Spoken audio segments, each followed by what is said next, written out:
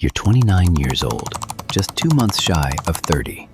On a Saturday morning, you open your laptop, update your personal balance sheet, and stop at the number at the bottom, $1,042,000. But you don't have $1 million sitting in a bank account. Most of that money is tied up in your investment portfolio, equity in a small rental property, and the value of the business you've spent years building. 6 years earlier, you were making about $72,000 a year at a software company in Dallas. You had a good job, an apartment you shared with a roommate, and a fairly comfortable life. And you thought about money the way a lot of young people do. Earning more meant being able to buy more. By 26, there was a month when you made nearly $14,000. Strangely, that was also when you realized you were heading in the wrong direction. You were working from morning until almost midnight, missing deadlines, and eventually losing a good client. 2 years later, after your net worth had grown into the hundreds of thousands, you made another mistake. This time, nearly $19,000 disappeared because you thought you could shorten the road to $1 million. You didn't become a millionaire because you always made the right decisions. You became a millionaire because every time a mistake cost you something, you changed the way you thought about money. The first time, you stopped thinking like a consumer.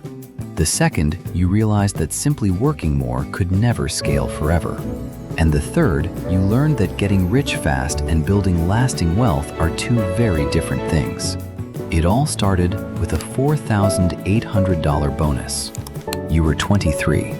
After nearly 2 years on the job, your company gave you your first meaningful bonus. After taxes, about $4,800 landed in your account. For a long time, you'd wanted a high-end camera setup. You pictured weekend trips, better photos, and a new hobby that, this time, you were sure you'd actually stick with. The camera, lens, tripod, bag, and accessories came to almost $3,600. During the first month, you took it everywhere. In the second month, not as much. By month 6, the camera bag barely left the closet. You didn't hate the camera, and buying it wasn't some ridiculous decision. But the excitement lasted only a few weeks, while the $3,600 had left your account on day 1. About 8 months later, you sold the entire setup for around $2,100. You had just paid nearly $1,500 for a lesson you never intended to buy. Until then, your question had always been whether you could afford something. For the first time, you asked a different question. If you didn't spend this money, what could it become? That was when opportunity cost stopped being something from an economics textbook. You could see it inside your own decisions. A dollar spent today didn't just leave your account. It also lost the chance to become capital for tomorrow. You didn't turn into someone who refused to enjoy life. Dinner with someone you cared about could still be worth the money. A trip you'd looked forward to all year could still be worth it. But from then on, unnecessary purchases had to pass a different test. Did you want the thing more, or did you want to keep the capital it could become? You increased your 401k contributions enough to capture the full employer match. Another portion of your money began moving automatically into broad, diversified index funds. No hunting for secret stock picks. No trying to guess where the market would be next month. You simply started owning assets consistently before upgrading your lifestyle. The amount you invested at first was small, but it changed the way you saw money. Before, $1,000 meant something you could buy for $1,000. Now, it could also mean capital. That was the first shift. From being a consumer to becoming an owner of assets. The next 2 years were fairly ordinary. You went to work, got paid, invested consistently, and increased your savings rate whenever your income rose. At 25, you opened a spreadsheet and projected your net worth through age 30. The numbers showed you a limit. You could cut another few $100s a month. You could rent a cheaper apartment. You could eat out less. But savings would always be limited by income. You couldn't save $100,000 a year if you only earned $80,000. If you wanted to move faster, protecting every dollar wasn't enough. You had to increase your ability to create value. At work, you were good at handling operational data. You often watched coworkers spend hours updating the same spreadsheets, moving information from one software tool to another, and rebuilding reports that were almost identical every time. One evening, you posted something on LinkedIn explaining how to automate one of those manual reports. A business owner sent you a message. "Could you do this for our company?" You quoted $600. They agreed. 2 evenings later, the project was done. $600 wasn't going to make you rich, but it proved something important. Your income didn't have to come only from the company that employed you. A second client showed up, then a third. After a few months, your work on the side was bringing in around $2,000 a month, then $4,000. Some months, more than $5,000. You thought you'd found the answer. Want to earn more? Work more. And for a while, it worked. At 26, you still had your full-time job and 5 clients of your own. Your days belonged to your employer. Your evenings belonged to your clients. Your weekends belonged to whatever you hadn't finished during the week. 1 month, your total income came close to $14,000. 3 years earlier, that number probably would have sounded like success. But on a Thursday night during that very month, it was almost midnight, and you were still fixing a dashboard that should have been delivered that afternoon. Another client was waiting for data. Unanswered emails were piling up in your inbox. And the next morning, you still had to be at your regular job by 8:30. You told yourself you only had to push through for a few more weeks. Then Monday morning, an email arrived. A client paying you $2,400 a month was ending the relationship. Not because your service had no value. They were leaving because your responses had become slow, deadlines were slipping, and the quality of your work was no longer consistent. For the first time, doing more had caused you to lose money. You looked at your schedule and the problem became obvious. Every new client brought more meetings, more email, more data, and more deadlines. Your income was rising, but your workload was rising almost as fast. You had increased your income, but you hadn't changed the model. You didn't own a business. You owned 2 jobs. One ran from morning until late afternoon. The second started when the first one ended. The first mistake had cost you about $1,500. This one made a $2,400 a month revenue stream disappear and exposed a much bigger problem. If everything had to pass through you, growth would eventually crash into the same hard limit everyone has, 24 hours in a day. You didn't need to work faster. You needed a different system. For the next 2 weeks, you stopped looking for new clients and documented everything you were doing. How did clients send their data? Which steps repeated every time? Which emails were almost identical? Which tasks actually required your skills? The answer was uncomfortable. A huge amount of your time was disappearing into small tasks. Downloading files, checking data, naming documents, sending reminders, preparing reports, and scheduling meetings. You turned repeatable steps into checklists and templates. Where software tools could be connected, you automated the handoffs between them. Then you hired a part-time virtual assistant. The first week almost made you regret it. Teaching someone else how to do the work took longer than doing it yourself. But a few weeks later, tasks that used to consume 5 or 6 hours of your week were no longer on your calendar. That was when you understood leverage. It wasn't about squeezing 12 hours of work into 8. It was about removing from those 8 hours the work that didn't actually require you. You applied the same idea to your entire service. Instead of building a completely different solution for every client, you standardized the parts that could be repeated. Your onboarding process became more consistent. Common dashboards followed the same basic structure. Clients received clear guides before asking questions you'd already answered many times. You also started creating content. Before, the same question might require 10 separate calls. Now, one video could answer it hundreds of times.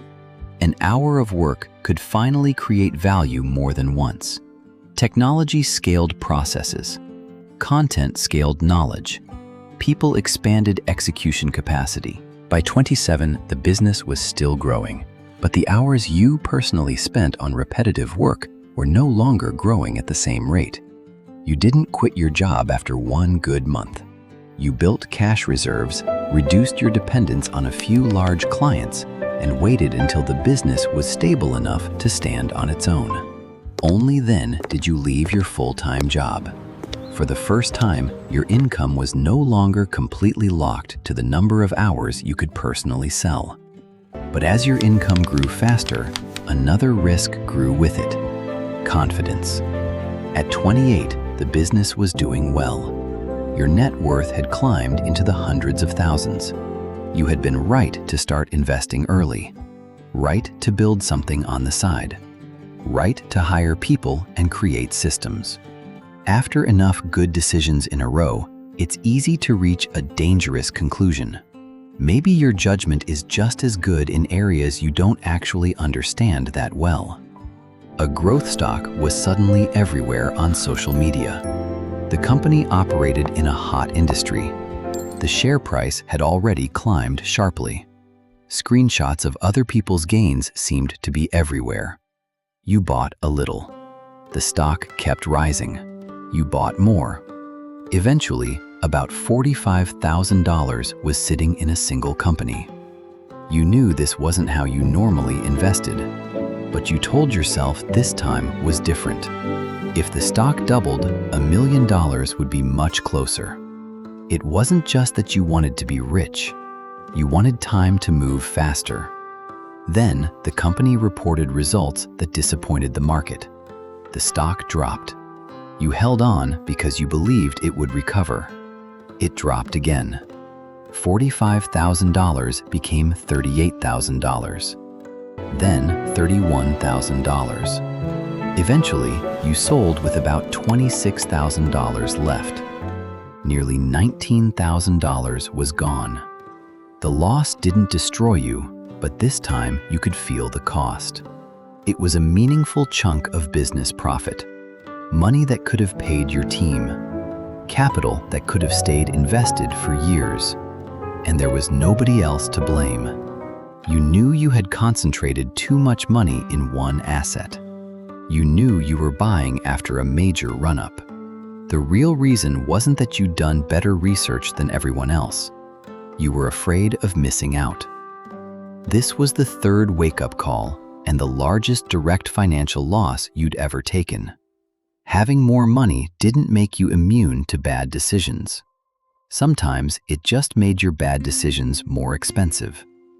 After that loss, your investment strategy became simpler. Most of your long-term financial assets went into broad, diversified index funds. You continued using the tax-advantaged retirement accounts available to you and kept enough cash on hand that a difficult stretch in the business wouldn't force you to sell long-term investments. If you wanted to speculate, the amount had to be small enough that losing it couldn't change your financial future. Around that time, you also bought a small rental property after carefully reviewing the cash flow, expenses, and reserves. It wasn't a bet that home prices would rise quickly. It was simply another long-term asset added to what you were already building. You stopped asking which investment could get you to $1 million the fastest. The new question was, what strategy could you still follow if the next few years didn't go the way you hoped? Then, the market gave you a chance to find out whether you actually believed that. Later that year, while you were still 28, 2 clients cut their budgets in the same quarter. A major contract wasn't renewed. Revenue fell at the same time your investment portfolio was also declining. But this time, you didn't need a home run to save yourself. You had cash. The business didn't depend on one client. Your portfolio didn't depend on one stock. And most of the business's operating processes no longer lived only in your head. You cut expenses that were no longer creating value, delayed a hiring plan, and focused on keeping your best clients. But you didn't sell long-term investments just because the screen was red. You didn't look for another stock to win back the $19,000. And you didn't tear apart a system you'd spent years building just to make 1 month of revenue look better. 6 months later, things began to stabilize. No brilliant decision saved you. You simply didn't let a bad stretch turn into a bad decision. That was when you understood why long-term wealth building often looks so boring. You don't need to win every year. You need to still be in the game years later. At 29, your work looked very different from what it had at 23. You still worked, but most of your time now went toward things that were difficult to replicate. Strategic decisions, hiring, client relationships, improving the service, and deciding where capital should go. The business now generated roughly $170,000 to $190,000 a year in owner earnings after normal operating expenses. Most of the revenue came from recurring clients, and the day-to-day operation no longer depended on you personally handling every project. You didn't treat the business as cash, but using a conservative valuation based on earnings and risk, your ownership stake was worth about $500,000. Your long-term investment portfolio was about $390,000. Personal cash and reserves were around $80,000, and your equity in a small rental property was about $72,000. Total net worth, roughly $1,042,000. Your net worth had crossed the $1 million mark, but only about $80,000 of it was actually sitting in cash. That was the part your 23-year-old self hadn't understood. $1 million in assets is not the same thing as $1 million to spend. The business still has to operate. The portfolio still needs time. The rental property still has expenses. And if you liquidate everything just to upgrade your lifestyle, the machine you spent 6 years building starts running backward. So on that Saturday morning, after seeing $1,042,000 on the spreadsheet, you don't open car listings. You don't start looking for a bigger house. You update the number. Then you close the laptop. 6 years earlier, a $4,800 bonus made you think about what you could buy. Near 30, the same $4,800 creates a different question. Where should it go? Into the investment portfolio? Back into the business? Into cash reserves? Or toward buying back your time through technology or hiring? That change didn't happen overnight. You lost nearly $1,500 to learn that the real cost of something isn't always the number on the receipt. You lost a client worth $2,400 a month to learn that working more couldn't scale forever.